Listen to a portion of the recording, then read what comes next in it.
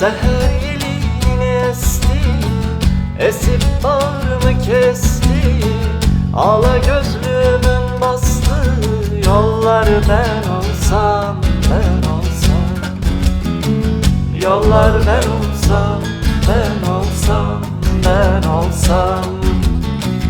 Dolan deli gönül dolan, akarsular gibi bulan, dostumun yüzünde olan benler, ben olsam, ben olsam. Benler ben olsam, ben olsam, ben olsam.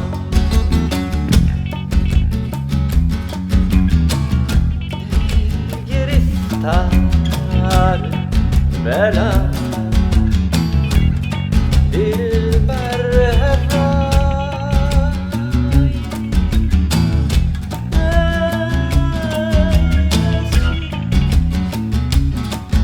dağıma düşmez yerlere konmaz.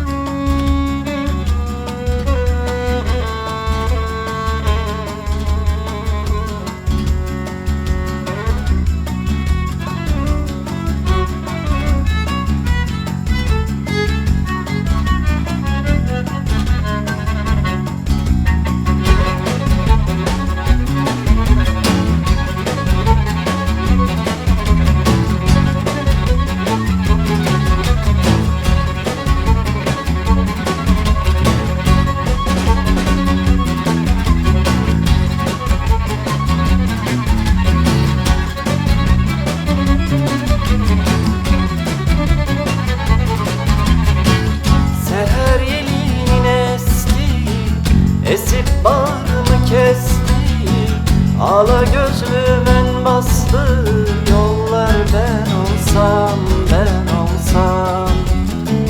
Yollar ben olsam, ben olsam, ben olsam. Karaca olan sözün söyle, dosta geçmedi dilekler. Yar bilezikli bilekler, kollar ben olsam, ben olsam. Kollar ben olsam.